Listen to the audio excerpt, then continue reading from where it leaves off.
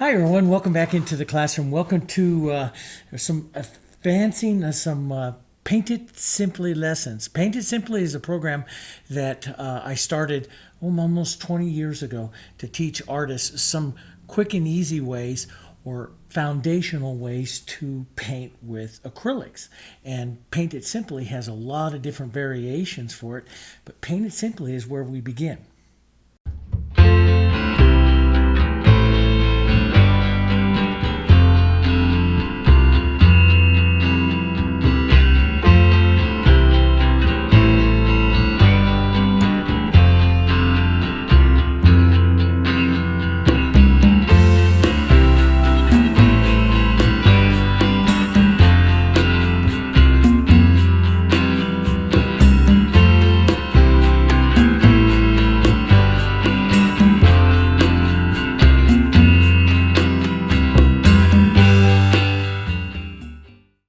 Okay, so what we're going to do is I'm going to show you how to paint these flowers here with about 25 different methods that I use within the Paint It Simply program. I like to teach you, so many of you write to me and say, oh, you're great the way you teach it. I like to teach different ways in which to do things. It's things that I have learned over 40 years of painting. And way back about 25 years ago, I started painting and studying the Dutch masters of the 16th and 17th century, the Golden Age. One of them that I studied was a Dutch master named Balthasar van der Ast, and I even went over to the Netherlands and stuff and studied some of his paintings up close. And one of the things he did was he used this technique of basically a white outlining of color and then a real thin wash of this kind of smoky gray color to his flowers and his floral still lifes. And it was kind of intrigued me, that white kind of outlining, and so I developed a technique that acrylic artists can use to emulate that technique. Now he painted in layers, so I'm going to show you that variation. I haven't done it for a number of years, but I'm going to show you that today for our Paint It Simply. So here's a board. It's a 14 by 18 board, and I gave it a coat of canvas prep medium, and then for the colors, I took a little bit of the yellow oxide, raw umber, and medium white. These are colors that are within the line. I will put the full palette, list of the full palette of the colors that I'm using here in the video description. So look for the video description below and you'll find that listing of colors. But I took mostly medium white and raw umber and yellow oxide, and then a tiny, takes just a little, because raw umber and the yellow oxide make kind of a greenish color, but just a tiny bit of the pine green. And then I've washed that over the whole surface here, and I'm going to change the background a little bit, but if you wanted to leave it solid like this, you can. It does make a beautiful background for these flowers.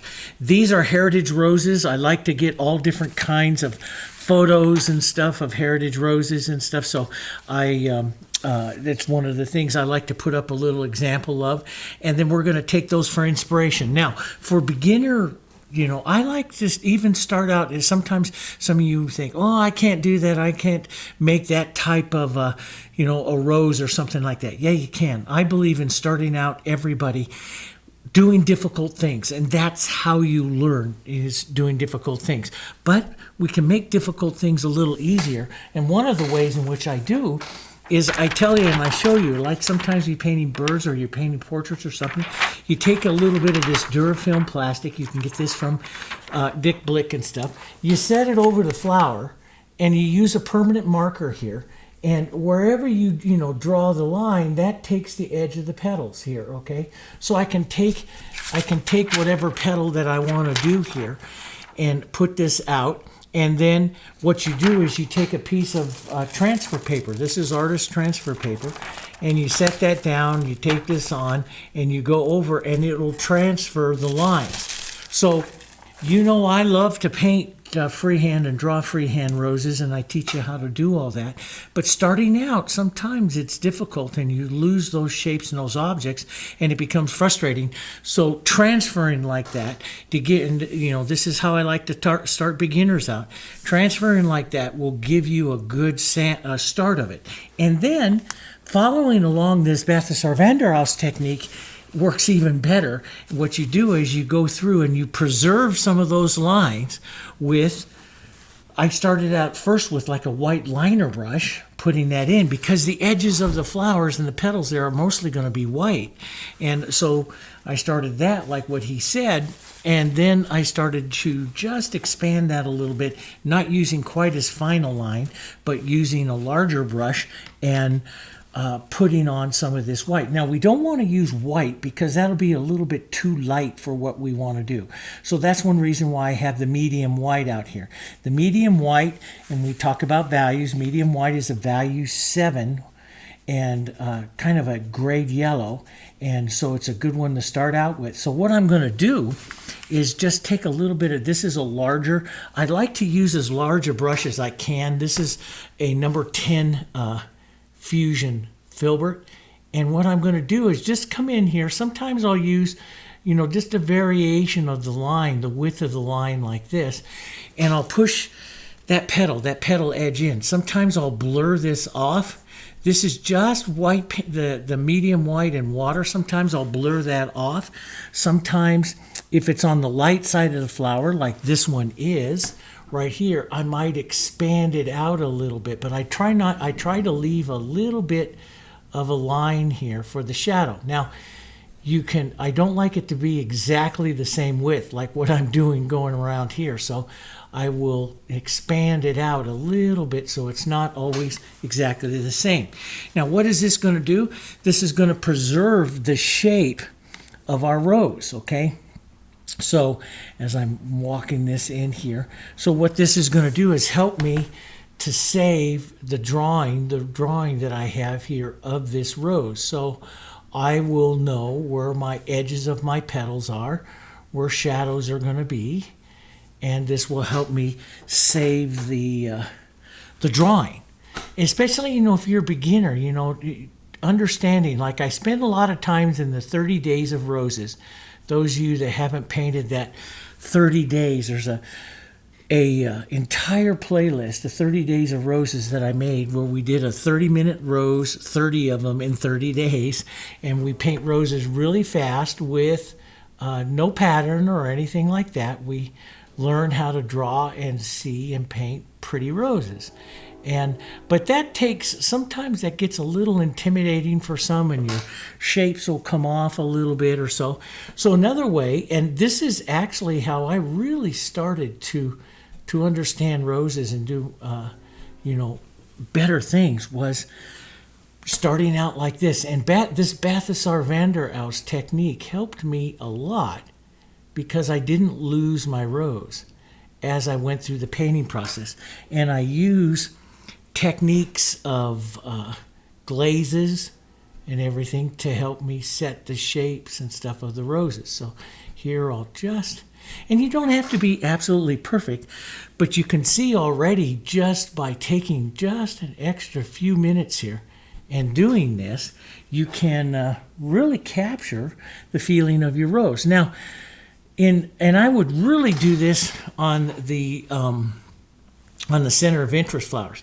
Do you take as much time on like a back flower like this? Oh, maybe not. Sometimes I'll do this. I'll just quickly grab some of this stuff. I don't need to say it all, but I'll just make a quick little shape of it so I get real quick with it. I don't need to touch that. This is the open medium. This is the extender medium that I have right here. I'm using just water.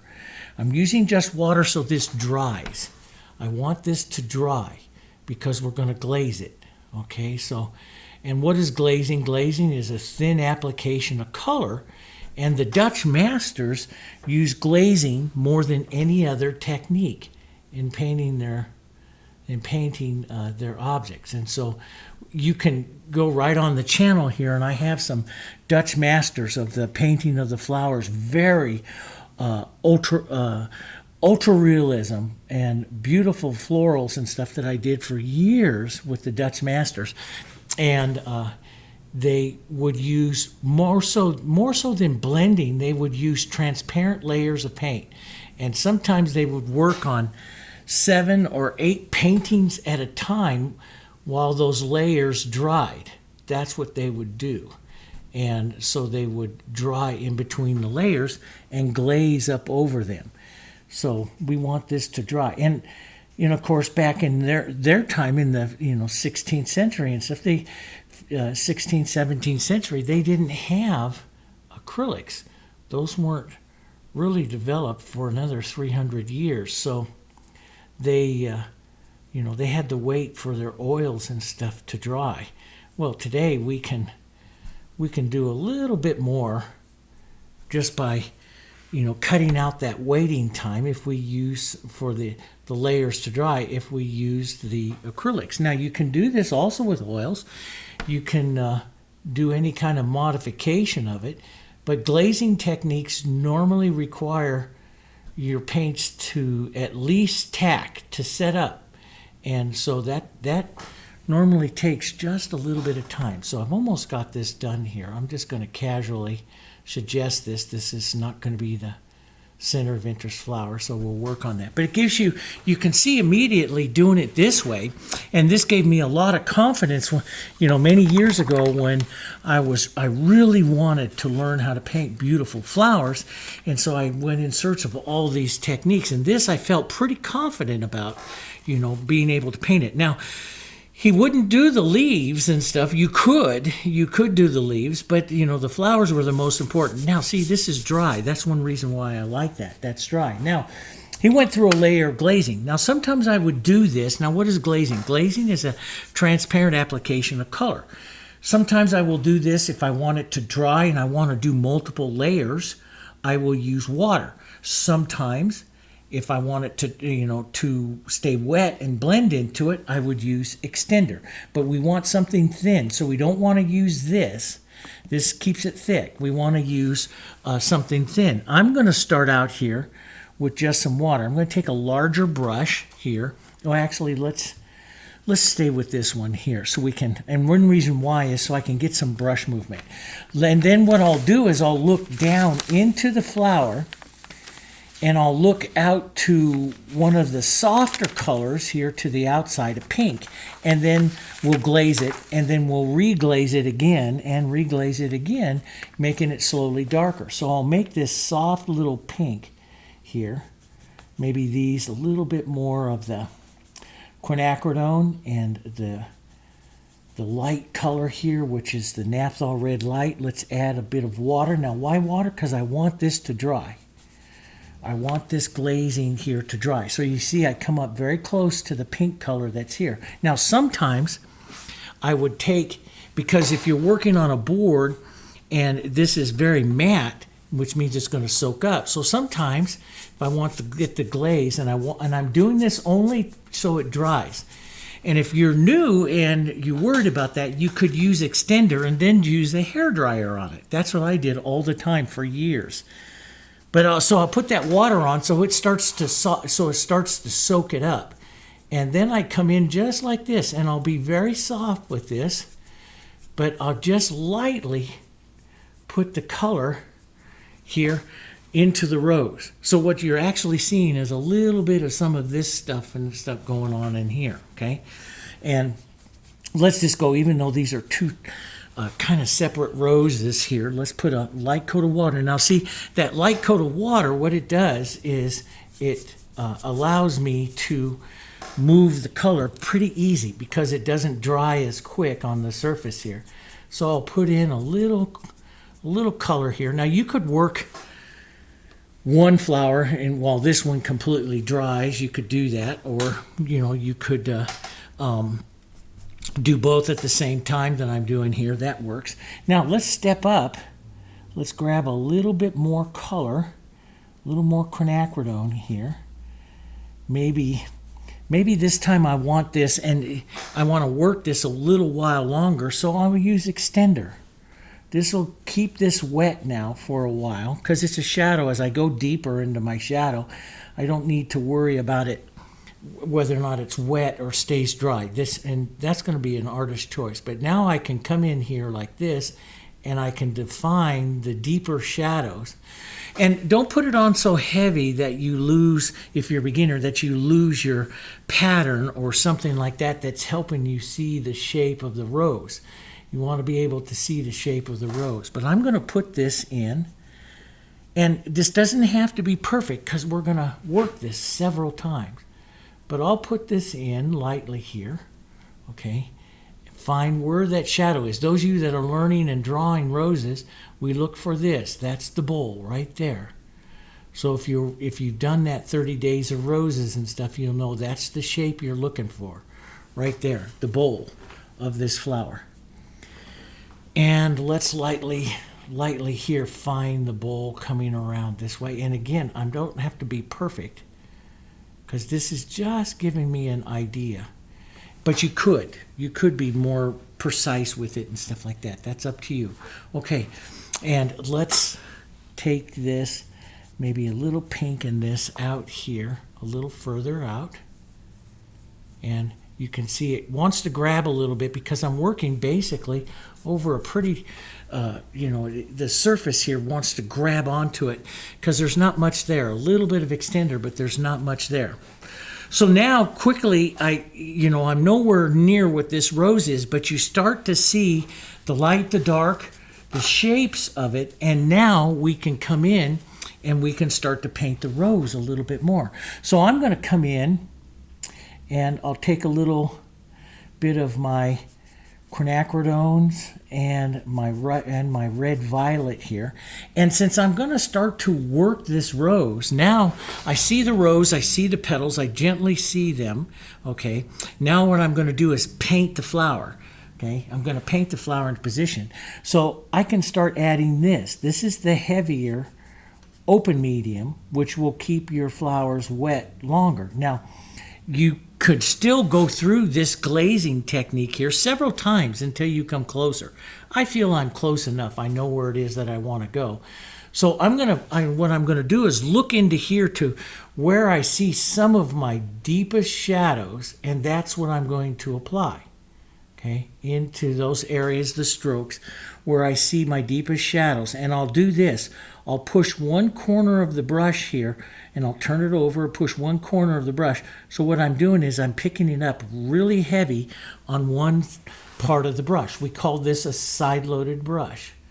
And so I'll drop some of that, and I'll draw with this. I'll draw the edge of that rose in the bowl right there with that side load, looking where that shadow is. So right down in here, see this petal is corresponding here to this one. And so right here is the bottom of that bowl, and that's what I want to put in with that side load right there, is that part of the rose. So I can see it here. I can see there's a little bit, this petal lifts up, there's going to be a little bit of a shadow right there. This is where I'll take my finger sometimes and soften it out. Those of you using oils, don't touch your paints and stuff. Use a soft brush to take that out. Let's put a little bit of it, even though this is not really see it very much, but maybe a little bit right in there. And we'll put the center part of the rose in here as well. Right down in here, that's the most important part of that center. Maybe spin that out just a bit. Now you can see the rose itself has a little bit more depth to it, okay? And I can see its shape and everything a lot better. It is a great technique that Van der Rohe's used in painting like this, using not a pure white, but using a cloudy color, cloudy gray, and painting it first that way. It really helped. Now, I can come in here and increase my shadows and increase the body of the rose. Now I start to paint the rose a little bit more. And, I like to start in the inside and the outside. I work both, and then I work the petals in between when I do this particular part of the technique. A little different than what you see me do in other roses. But again, guys, What I like to do with all of you out there is I like to show you techniques. That's what I have studied my entire career, is different types of techniques. I don't just paint one way. I paint a lot of different ways, okay? So what I'll do is I'll say, ooh, this is the light side of the rose, this is the shadow side of the rose. Okay, so let's keep that shadowing that's right up here very soft. As a matter of fact, that's very close to what it could be. So let's just take a medium white with some of this color that's right here. And that might be enough of a shadow for this part of the rose. More than is enough, actually. Let's just put that in lightly. And I used some of the open medium so that shadow there stays very wet. Now, let's come over here to this side. Let's call this the light side over here. Let's take some medium white and then some white over here, lightening it up. Not till complete. I always leave a little extra where I can go to white if I need to. So I tap the two together, making an 8 to a 9 here. And now let's come right back out here. And let's pull that down right in here. And this is where I'll vary it a little bit, pull this in a bit, pull like that. Now, rather than going all the way through here, this is where I like to use a halftone. You've seen me before using a halftone. What is a halftone? I am here and I'm here, and the halftone would be a value of a color, which will be more like the medium white in this, a value of a color right between the two. So it's lighter than that, darker than that. And so I will whisper in like a halftone right along here, softening that up. And sometimes I'll push with my finger to give some movement to the petal, like that. Sometimes I'll use a brush or something like that. But I'll go back and forth and work this. Now, sometimes I go back and I set that light a couple times. So I might come back here after doing that. See, this is wet, so I can blend into it, touch and lift off here, and set that rose petal in the way you want it. Overall, this other rose petal out there is a little lighter, so I can just take this with some open medium here, add a little bit more light. Let's push that right back up here and give a little bit more light right back up here, pull down towards that shadow and leave the shadow here. So I'll leave that shadow deeper over here than I do there, and you pick up ever so little bit of it. It's hard on that one to see, but a little bit. But you need shadow. And let's just redress that just a bit. So you can come back. This is wet. So I can come back in and work this a little bit. And you don't want to, get wild and crazy with working it, but you can work that a little bit. But the other thing to remember is you can dry that and glaze it again too. If you have to, always say working wets and halftones and stuff like that are great for little adjustments. They work really well.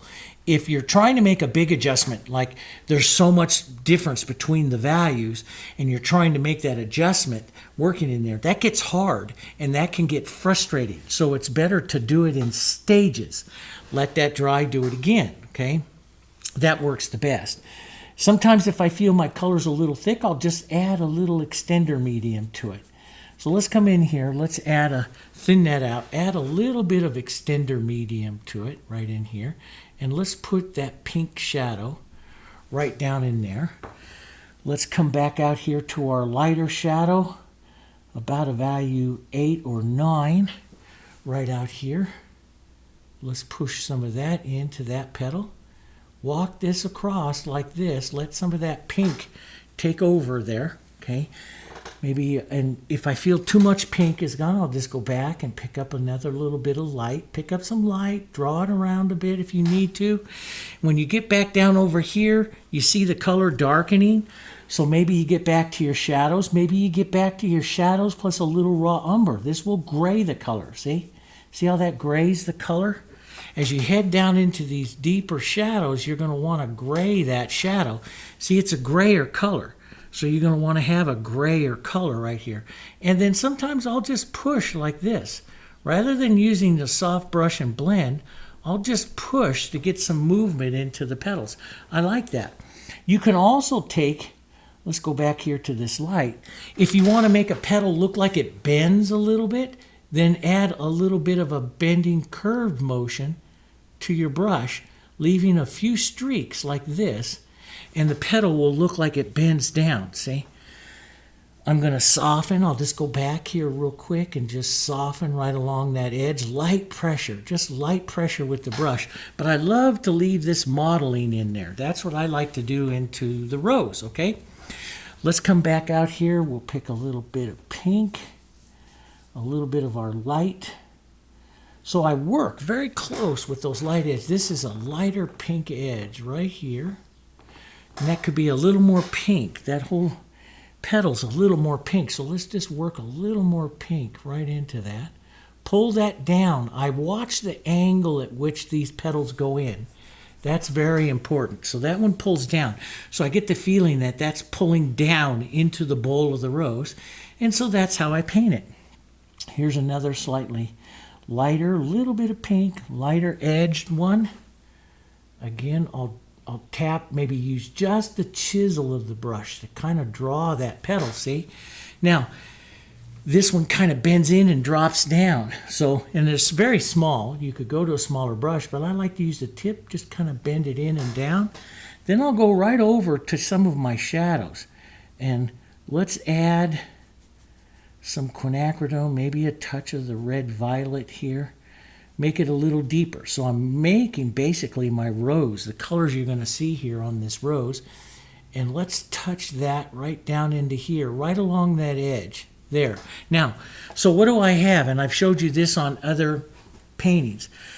I could blend those out. Matter of fact, I'll do it right up here. I can push like this. You see me all the time in the 30 Days of Roses, just push, and that softens that out. Does a pretty good job. The other way is to go here, go up here, grab up over here, get a tone halfway between there, and just use a little bit of that in your brush and pull that down and soften it. Most of the time, what will happen is you'll lose, because a dark will, and remember this is a hint for you always.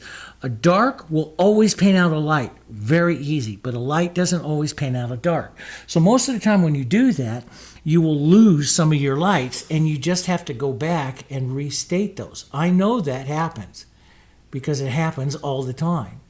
And so you just have to go back and restate them.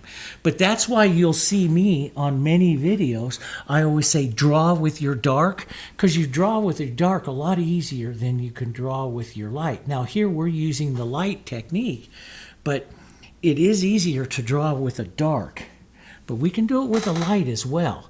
Everything that we do as artists can, there's variations. There's some things, techniques that just make it easier, others that not. So now you see that rose is starting to come.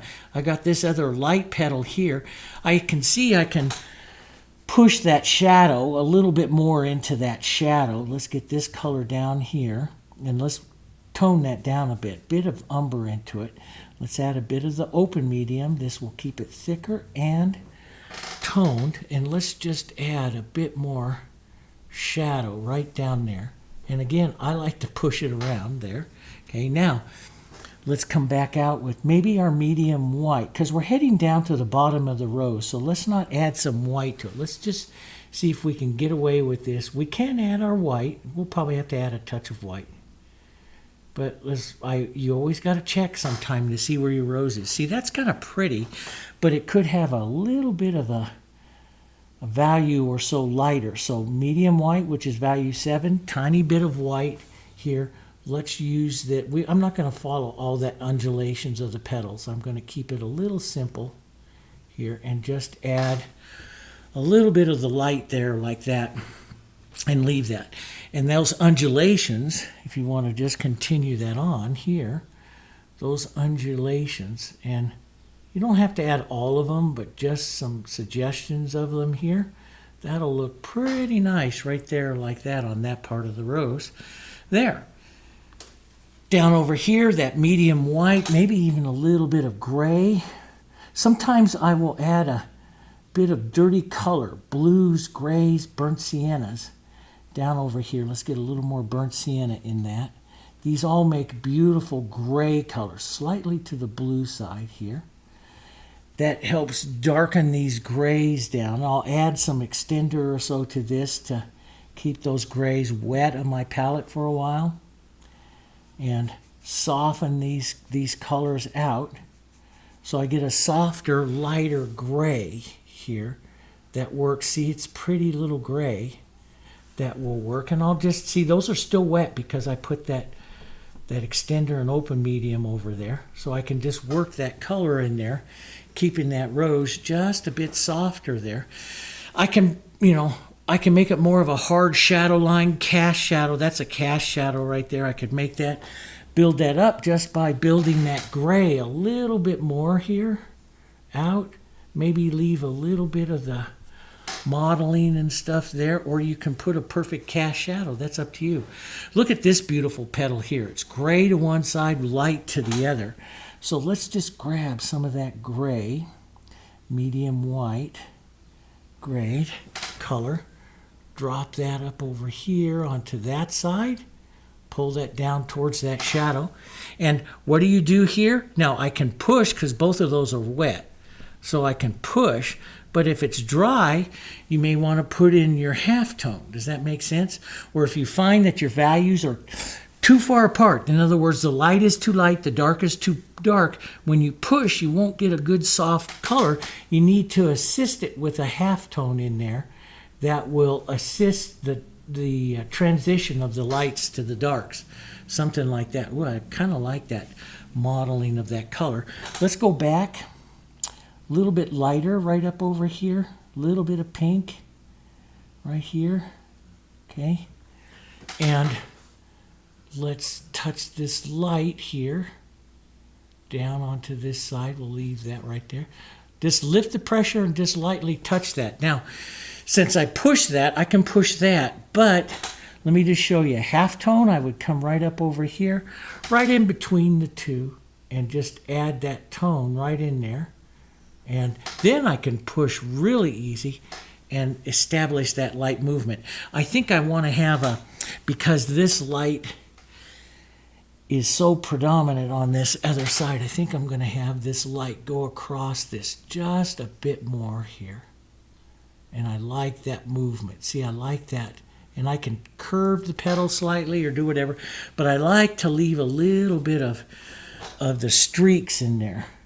And I'm going to restate this one with a little bit more pink here, just because I think that'll be pretty. Gives a nice variation to the rose. Then we'll, now what I do, since I'm all the way around, well, let's go do this one. This one, look how gray it is there. So let's get some of that gray, maybe a little medium white right in there. And let's just keep this one down. Could even be a little more gray. Sometimes it takes just a bit to find it. That's kind of a pretty, we'll want to give a touch of a pink cast down into that shadow though, right there.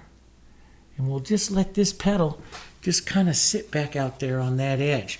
Now, what I like to do is I like to come here and work the darks. So the darks and the lights again. So I'm going to take my real dark, which is my red violet, and my quinacridone, a little bit of open medium. Now you can use a smaller brush for this, but I want to come right down in here and I want to get that nice deep shadow that I didn't pick up the first time. And that's going to happen. Sometimes you get concentrated on something and you don't see all the little variations. And so it may take you a bit to get that touch more. A few times looking through. Let's go to a soft pink. Just a value or so lighter. So I'll just go over here to my soft pink, darken this down a bit. We'll go a little bit lighter, maybe a touch of white in this, and just a little bit lighter. Some more quinacridone. Test it. And again, this is easier with a small brush, but I like to use as big a brush as possible because that's what I do in my art today. So that worked out okay. Let's put some of this right in here for this rounding part of this petal here. What I'm looking for is not the highlight, but the middle value. Okay, so I'm looking for that. I'm looking for this kind of middle value right there. We'll go in and put those light little tips in there in a minute. Now, sometimes on the centers, I just kind of blur them up and do quick little brush marks in there. That works as well, okay? And it all depends on what you want to do with the rose. This one we're doing a little bit more realistic, so we'll take a little extra time here. Now, what I'll do, I'm going to come back here, add a little extender, because this is a little bit sticky over here. So the extender will loosen it up. Now, one reason why I like to loosen it up is so that my brush slides. When I'm drawing something, I like my brush to slide. It's a little different than sometimes on a portrait and some of the other things. So I say you leave a mark and you want it to granulate. I don't want this to granulate this time. I want the brush to slide. So I add a little bit of extender, and always remember that in all the lessons I teach you in Paint It Simply, they always say whenever you want your brush to slide so it makes a really nice mark, you add extender, because that causes the paint to slide. Now let's just take a little bit of a mark here. So we're doing just the edge of that petal. Maybe just pull that down just a bit. Okay, let's just do the edge of this one. Look where my drawing edge is. Here, the edge of that one there. And that is really light, so I'm going to half tone that back down a little darker, maybe start towards the shadow and lift off. If I have too much light, I start towards the shadow and lift off to the light. That allows me to small down my light really easy.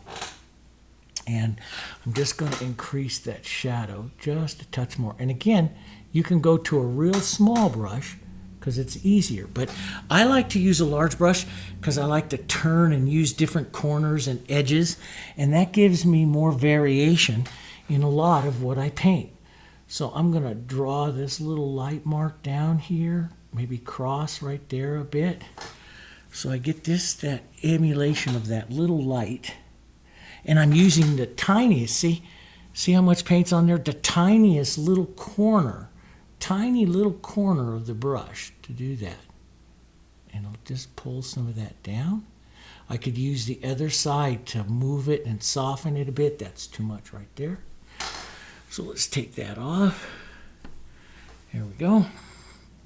And tiniest little corner of the brush here in this paint. Here and down, across here. Let's just pull down just a bit. See, that's what I like when I leave those little streaks like that. Even though it's not quite like the original, I like that, and I'll leave that. There's a real soft crossing petal right here, right in there. Let's put a little more dark on that. Here, push that down into position. This shadow, let's put a little more quinacridone. This is where I start to look at my reds and stuff as well. Maybe a little more quinacridone right down there. Get a nice little swirling of the rose right in there. And again, see, you can take that quinacridone right here and sink some of that bowl right in like that and walk that up a bit. You know, it's your rose. You can do what you like here. And I'll take just a bit more light. Let's pull across this, push in this, and then it comes right out, and then there's an outward petal movement right there. And I want to get down into that shadow there, so I'll get this shadow right down there as well. And this is where you have to kind of bring those together. I need a little bit of red into that quinacridone, and I want to deepen that just a bit. I love those deep, rich colors as they come forward on the rose, so I like to preserve that. And let's take a soft pink. So we have the light tip. Let's leave a little bit of the light tip and pull a soft pink down, so wipe my brush because I picked up white. I'll pick up that soft pink, leave that light little tip, pull down, and that helps you set up the bowl of the rose there, see? So I'm always looking for the direction of my marks, how my brush is going to move through the rose. So we didn't do this real back one back here. Let's go do that. A little bit of both, maybe a little bit of gray into that. Let's kind of draw this back edge here of that one. Now you've got the shadow and you've got that. What's the best way to do it? You can push to get in there. This petal kind of comes out, so I might even want to pick up a little bit more white, and before I leave that one, kind of curve that out like that. Give a little bit of a brush movement there. Now, I'll create a halftone. Let's just put some halftone right in here.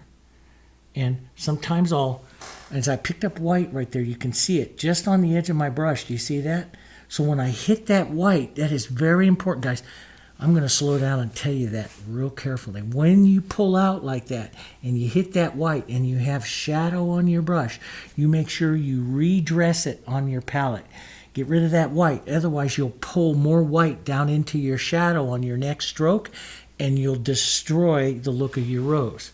So always, never be afraid to redress your brush to your color. So I'm back in shadow and I'll lift off here and see what I picked up on my brush because I went forward to that light. So I'll redress it. Anytime you go into that light and you don't like it there, redress your brush. Now I could use my finger if I want to help move some of those colors around. Do whatever it is that I want to do there. And that works. We have just a tiny more here of a wider little petal here, and then down narrow again. Let's get that edge right down there. I like sometimes those edges. And I'm a little wider at the base. You know, here it kind of goes right in the shadow. Here I'm down a little bit too white. So I'll just put a little shadow down in there and just round that down. And and I'll use that light there. Maybe just widen this out, drop it down. Doesn't have to be exactly the same. It'll look good enough there, I think. There, into that area. There. Let's pull a little more light, a little farther out here, out of that area there. That makes kind of a pretty petal. And even though I captured that pretty well, you know, I think I'm just going to drop this edge down here a little more. Sometimes I will paint the roses the way I want to paint them, and that just makes a nice, pretty rose. So you can see now we've gone through basically once. And what I would do in a Dutch painting is I would do this again, and maybe even again each time, refining my colors a little bit more, and I'll get that rose closer to what I want, to emulating closer to what I want. So let's just push a bit of this down into that pink. So you can let this dry, come back and glaze a little bit, add some more interest. You can see coming through again is going to add more to the rose. More paint, more interest, more stuff going on. That's all up to you. I think I'm going to I'll widen that white out just a bit more. And I'll use the open medium. You could use extender. You could let this, safest thing is to let it dry and work it again. That would be working it in layers. And that's the safest. But sometimes I'll come back in and maybe use, my chair's creaky today, maybe use just the edge there and push a little more light in there. That's kind of neat. Maybe, the tips of some light here. This is where I'd come in. Sometimes I'll use just a small little brush and just add little hits of light. So you can, I call them the sparks of light. This is where you can come back with it, touch more white right on the edge and see how much definition that adds to that rose, see? Just the tiniest little bit of white there, see? And you can use that to help you draw and push in a little more in a few areas. Don't drag it everywhere. You'll flatten your rose too much. But in a few areas, it can look really great. So let's just pull that out here a bit, just like that. And that looks pretty good. Now, here's the other thing that I do like to do. And it's one of the techniques, and the Dutch use it as well. It's called negative painting.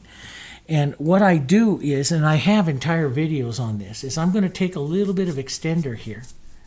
And I'm going to push this right, not over the rose. I don't need it over the rose. But I'm going to push it right over the background that I'm going to do there. And I'll usually do this with a little bit larger brush. My background there is medium white, burnt sienna, raw umber, yellow here. That makes a nice soft touch of this. Now, I'm going to add another color here, one of my favorites, which is burnt sienna in the green. I love this color. And so you can leave this background solid like that. As you can see, it makes a real pretty rose. But what I like to do is do this, which is called negative painting, which is I'm taking the background up. Sometimes I'll take it over an edge like this to slightly recede part of the rose. And I'll work this color into part of the painting this way as background, as interest here, variation here to this. But if I really want to grab some interest here, let me grab some more burnt sienna, maybe a little bit of the, I use the extender because I want this kind of thin, but I want this to slide as well. So, but I'll use it like this, up and around, and I'll do this in a couple of layers, a couple of times through. But if I do it like this, you see what I'm doing is physically painting around the rose to give it a little bit of contrast. And what I'm making here is what we call a form shadow onto my background here. It's like, if you had a bouquet here, you'd have a cast light down this side. Now, sometimes when I get done with that, and it's best to let it dry, always let it dry, I'll take this and I'll thin it way out till I have what we call a glaze. Okay, and it's very thin, and I'll just lightly wash over that rose. Now I can take that back off, or I push that back on, but that helps me, see, just light little touches like that. That helps me create a light and dark of the rose. And I can bring back just softly with a little light, a little pink, any part, just right back again, even while that's wet. That's where you get a good look to it here. I can bring some of that back or leave some of that shadowed and stuff like that. So, and it's really kind of fun. Let's go quickly paint this other one. Now that we've got kind of the technique here, we'll take some of our darks here, and we'll just jump through this pretty quickly here so we don't make this video too long here. Okay, I'll come in, and this rose doesn't have to be as perfect as the other one because we want this guy to be kind of our center of interest here. I'll add, and so in doing so, I'm going to blur this rose up a little bit more. It's not going to have all of the perfect petals that this one does because I want it to be a little softer. So let's just take a little softness here. Let's add some of these nice pinks. Now I'm not putting it on so heavy that I can't, see my marks, my pattern. But, if you're a beginner, don't put it on so heavy that you can't see your pattern. And if you need to, you can restate any of the lights that you need. Now, let's leave that nice and light. So let's not go lighter than like medium white on this one. Then we know it'll be softer than this top one. So a little medium white there. That could probably have just a touch of the white, maybe right on this edge, where these two are kind of coming together, right on that edge. But I want this other one, and if I feel they're too close, I can always come like this, take some of that white and that light and increase the white on this side of the flower. So I get so that one is definitely up onto the light side. This one is down onto the shadow side here. And I'll just quickly come in here. I'm not going to be perfect. I'll just quickly come in here and start to set the shapes here of this one here. Now this petal here is actually drawn in dark, and this one gets softer, so we'll let that happen, get softer. Okay. More of the pinks as I come into the center here. More pinks. maybe not that bright. And if I get rid of that intensity just by adding a bit of our raw umber, which will gray that down. Let's just get some of that color in there. See, this rose here is not going to need to have as much precise movement. I don't want it to have as much precise movement as the other one up on top there. So I'm going to paint it actually a little quicker, a little more suggestive here. But you're not going to see the definite divide lines in the petals like you do on the other one. So this rose will be softer. It's the secondary rose in our composition here, see? So let's just draw a little edge.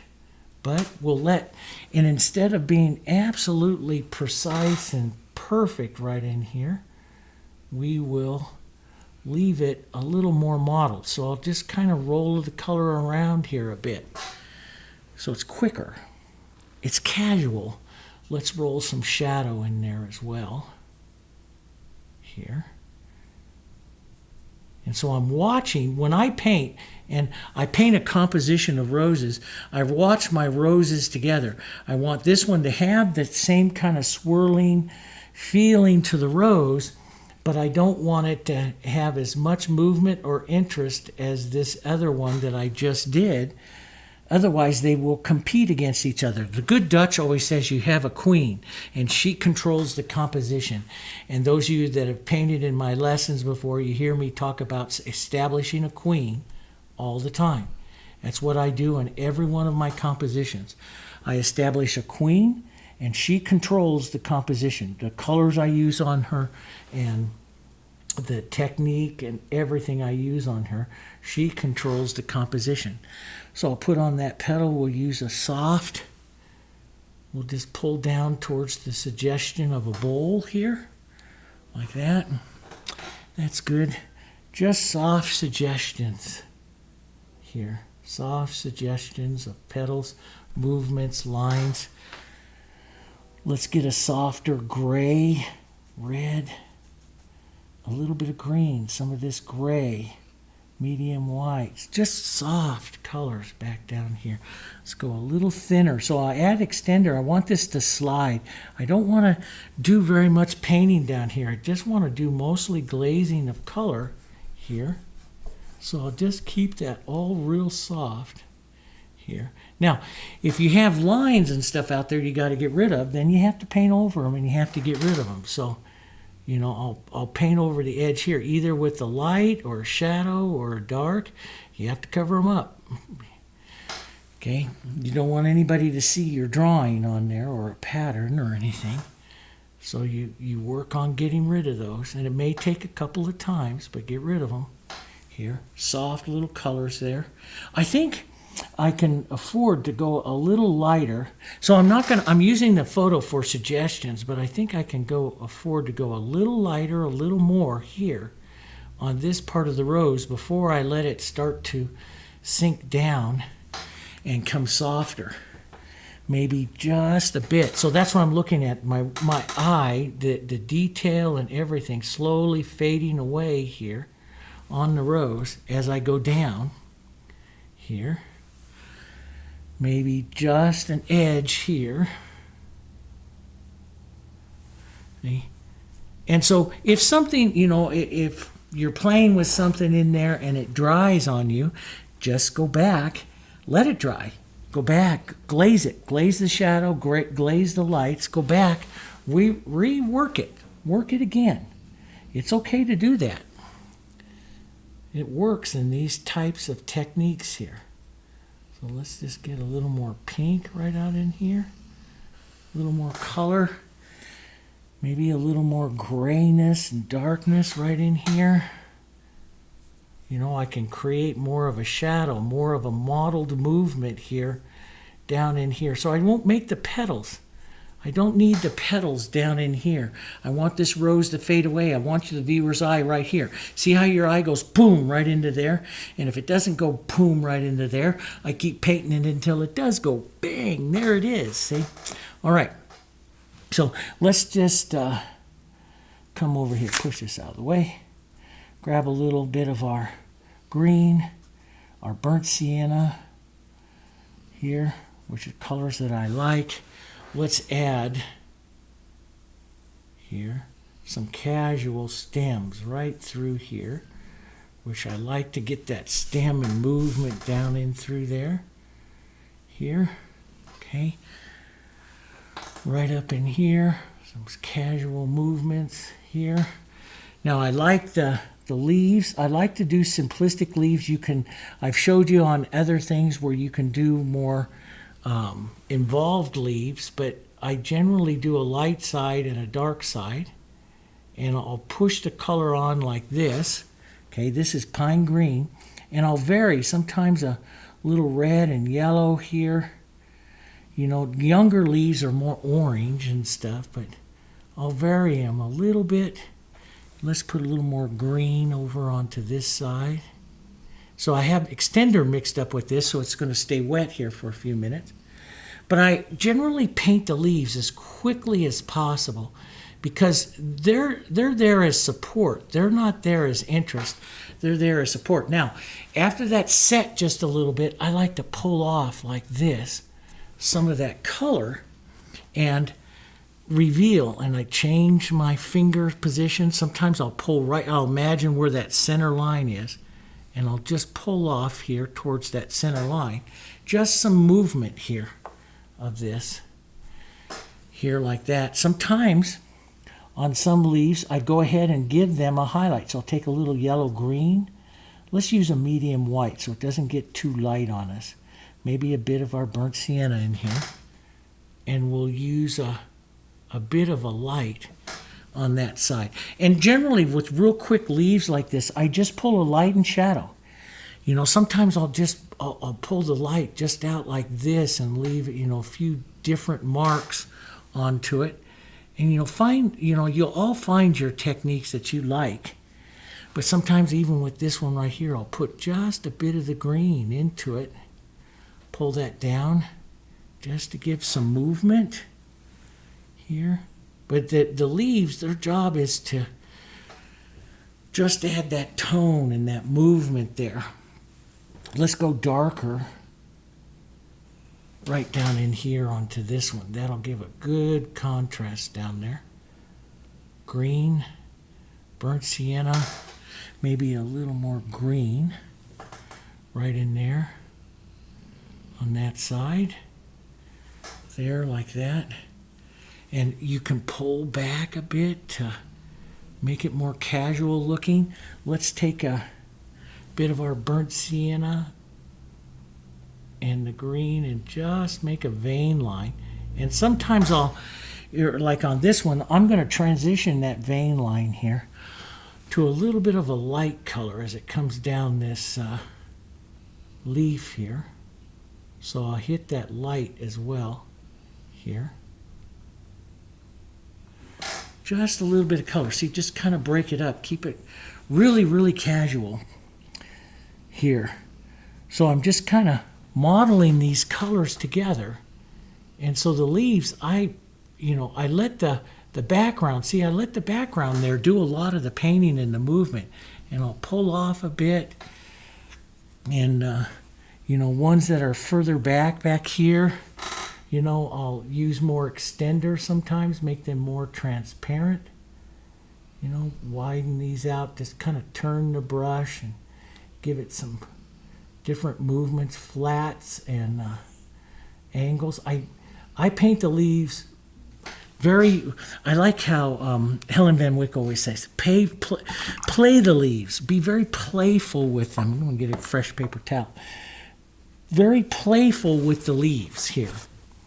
Their job is not the entertainment of the painting. Their job is the accent of the painting. So I'm just going to add just a little bit there because I had some pattern lines there. I'm just going to get rid of that just a bit. And and let's make these a little bit more orange. Love those oranges. Green, orange. Let's make some of those right down here so that it's going to change a bit more burnt sienna, a bit more red here. Let's bring those in right down here. We'll put some green in here as well. But change up. This is what makes, like I say, like Helen says, get playful with them. Try some different things. Have some fun with them. Let's take some of this green and just push that into that here. You can divide, you can put like a, vein line and divide and pull half and half. You see me do that sometimes. I don't always like to do that because I find that's kind of restrictive, but it does make some nice leaves. Let's go a little bit more yellow-green, just a bit on some of this here. Here we go. A little bit more color. So see, I'll just come through and touch some of these here. Maybe just a bit. Maybe a touch of white color. Yeah, just add little accents of that through there. It's kind of pretty, kind of a nice rich look to that. Let's go fine green, red, violet, little blue. Here, burnt sienna. This is a nice dark, and I can use this in negative painting right down in here. And see what I do, negative paint, I make this center of this contact point right in there. And sometimes I'll do this, is I'll blur it up into the petal and then pull it off the petal a bit, and you get that nice blurry edge. I can use this to define, draw, if I want a little more interest, shadow interest here. I like to come around and add some areas of shadow. This is what I like. So you can leave it like this, the background like this, or you can start going contemporary like I like to do, which is to pull out just a bit of this color out into the background and like this. And you don't have to do much. You can do a version of the contemporary look there, so you can still keep it. If you like that other version of it there, you can still keep that. But, maybe a little bit of this through here just to, just pop those flowers up just one more time. Maybe really thin, soft, maybe a little bit of red in this as well. So let's thin it out. So extender medium, a little bit of these softer colors down here. And this is what I like to do, is just to pull that down, see? And blur that down just like that. I love those looks, that contemporary look through there. Blur that off a bit. Let's just grab some of that real soft here. Pull that off. But you can leave it more of the solid background as well. That's up to you, your choice. Okay. Now, this is very dark here. I could have and I can see it right in there, I could have a touch more. And I'm not even going to clean my brush. I'm just going to go right into my red violet or a little bit of the brown madder or any of your deeper reds you want to put in there. And I'll just add a mark or so of this, watching very closely here and suggestively. I'm just going to blur that a bit and suggestive just to get that darker color down in there a bit. Right down in there. Could have. And see, so I'm trying to stay away from being like, that's a nice defined edge. And I want to stay away from that a little bit. I want to blur the edge so it's not defined, so that it doesn't overpower this one right up here. And if you're at all in doubt, always restate a little bit of that dark color back into your center of interest rows. And you will always make sure that it stays the center of interest up there. It will always stay that way. So some of that. Now, I could lighten up those leaves, but overall, I'm not too unhappy, let's put it that way, with those colors. I'm going to just come in here real quick, paint in some soft pink. These I like to paint real quick, blur out the edges here Okay, and you can do them more refined. That's up to you. I'm going to blur it out a bit. Okay, and I'll come back here and I'm going to just kind of paint my own rose here. Kind of round that up a bit. And what am I looking at? I'm watching my queen. I'll put on maybe an edge here on the side that's closer to the queen. Here. So this edge can get a little more color, a little more definition right in there. Softer light pinks here. Let's just draw that edge. Maybe that, just the little tip there pulling down into the shadow. The tip pulling down here. That's not too bad. Let's add a little more shadow right up in there, but not as dark as we do on the other one. Let's just quick see, as after you paint some of these, and after you paint several hundred roses, you'll be able to just paint roses really quick because you'll start to see their shapes. But years ago, this is how I started out, painting and studying Balthasar van der Aust, one of the Dutch masters, and how he would approach a floral still life. And I learned how they did the drawing, how they did their design, how they set up everything. And so worked really well. Let's come right back here. I love doing this. I'm just going to, sometimes my students write me and say, ooh, I love that ghost one you just painted out there at the last, as that's my favorite one. Basically because it has the least amount done to it. So, and I'm just going to push that roundness around. You see, and it doesn't, when you come out into here and you're painting like another rose right into there, you don't have to do that much because it already starts to look like a rose. You will kill the painting if you start to paint too much, see? So we just need to put on the idea of a petal, the idea of a swirling petal around. Not too much, just a few ideas is all this needs, because it's a back rose. It's going nowhere. Let's even soften that out just a bit. Take that edge off just a touch. Let's just drop the edge of this light petal here, blur it a bit so it stays softer, and you'll see that. Now with that, let me just add a little lighter green, yellow green, pine, yellow oxide, white. Let's just bring this leaf up so it comes up closer here. And there. Might even, now see, you got to be careful with this because we don't want the leaf to take over everything, but a little lighter, you use almost the same type of technique that you do there with your flowers. But you got to remember your leaves here are secondary. So you don't want to do it too much. Keep them secondary. Let's just pull out a little bit of that color there.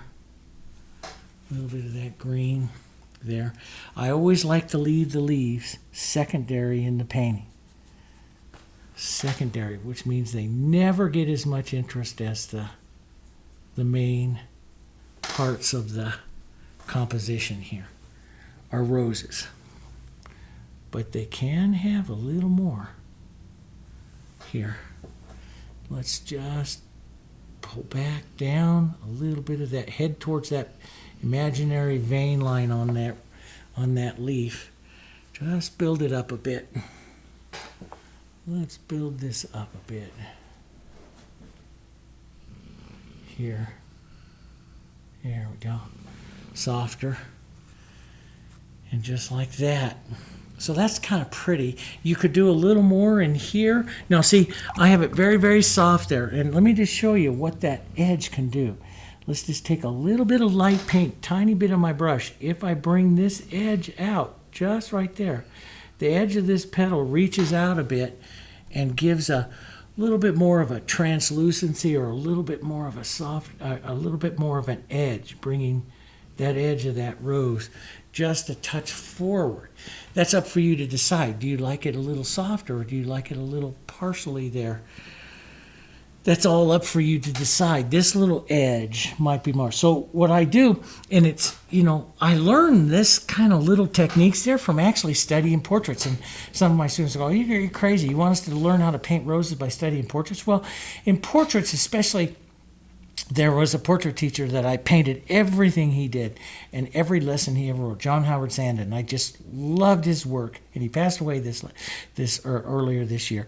And he's just absolutely fantastic. But he did this book, 29 Steps to Doing a Portrait. And one of the steps was, towards the end, what was called particularizing the painting. And it just made so much sense to me. Particularizing the painting is coming through and adding all of the little marks to it, little accent marks, into the face, maybe here in the philtrum and stuff, maybe to the ears and stuff, that make it a painting, that make it a portrait. And I just loved the way in which he described it, the way in which he did it, and it just spoke to me. So, and I started looking at my flowers the same way, as what can I do to particularize this painting, to make this painting a little bit more of a painting, the roses, a little bit more of a painting. Here I'm just, and that's where I look at. One of the things that I do is I come in and I work the stems like a little bit more, like maybe I want to drop in the idea of another stem, like right in here. Sometimes I will come in and put just a elongated triangle here to give the idea of a little thorn, a little thorny edge. And these kinds of little movements here just start to add so much to the painting. Do you want to add something over here? Do you want to take this, let's just go very, very soft, even some extender, very thin, watercolor almost into your painting here, and just give some back movement like this to break up that design just a bit, add just a touch.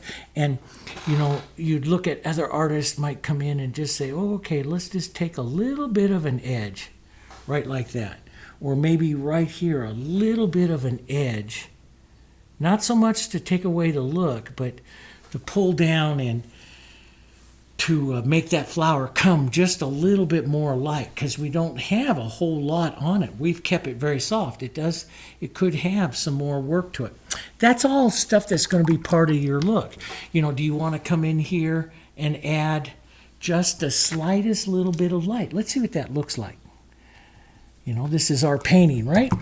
And when I started doing this, man, I would do as many. So we're what? And just over an hour, 10 minutes into this painting.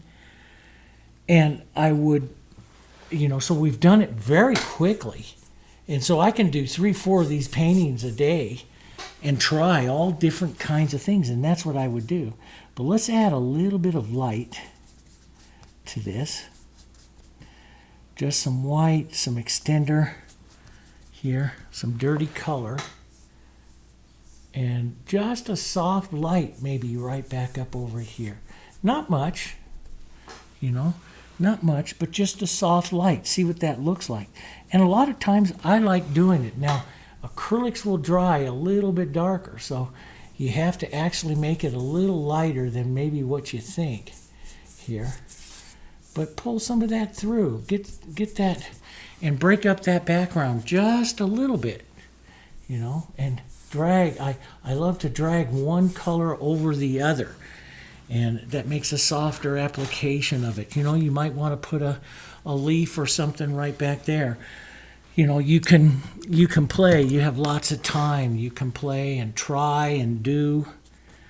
That's what I like to do. Especially, I did a whole line of paintings where towards the end of the day, I call them my end of the day paintings. This is where at the end of the day is where I would play and try different things into a painting and see if I can get it to work, you know, and create a look. Let's just put a tiny bit of this dark right in here. Boom. That just pops that. Maybe just a bit of it back here, which would actually bring that rose forward. But maybe I can afford to do that a bit here. Just a little bit of movement there. You know, so, and that's what I like to do is I look for edges and movements and stuff like that as I take out and push things out a little bit further, a little more movement, a little more interest, you know, here. That works right in there, just like that. So there you go, just an idea. So we're, what it says right there, hour 15 minutes, not quite, probably about an hour and 10 minutes here. We got this painting done. So using that outlining technique is really kind of fun. It's one of the first things that I learned how to do. And I ran around the world teaching that in all different kinds of countries, and everyone was, wow, that's a great way to go. And then I moved from there into designing and doing some of my own flowers. But preserving that shape with white, and you can see, even though we started out with the same value, you can make it all a little bit different as you go through the painting. So, and it works really, really well. It's a great little technique. Let it dry in between. You know, those of you that are oil artists, started out with an acrylic, and then when you're ready, after you've done through that first 1 or 2 glazes, then, you know, go switch over to your oils. You can do that as well, you know. It'll work. You know, but use the acrylics to start out because so you can paint it faster, okay? All right, guys. Thanks very much. We're on to the landscape next. I'll have that. As a matter of fact, might even start that even today, but we'll have that one coming up, and I have a couple of different subjects, so I have to decide what subject I want, and so we'll get that one up just as soon as possible. Thank you so much for all your comments. I'm still trying to catch up on all of the comments. I like to answer your guys' comments, and I'm about a month and a half behind because of all of the things that has happened in our lives. So I'll catch up with that. But thank you very much. And to all my members, I'll put some of these, I'll put final photos and reference photos in for you. You could have a little bit more red, and you could do that with a glaze. When this is dry, you can, maybe I'll take 2 seconds and show you. Go to a glaze. Your acrylics, you can go to a glaze, okay? So if you don't want to lose that in there, go to a glaze. So go thin. You can even put extender over the surface, but you can come back. See, I can just glaze. I don't have to blend that. I can just glaze that whole side down, adding, and I can intensify the red right in there if I want, just with the glaze. The glaze works really, really well in there. So, and that'll take it even closer, okay? So you don't, you know, when I was studying, one of the things that, you know, I read by a modern artist that is not true, because the Dutch didn't do that, is they say you never let that shadow override a light. Well, no, the Dutch did it all the time. So there's all different kinds of versions and techniques. Find the ones that look for you. But if you want to become a really good artist, practice all these kinds of techniques.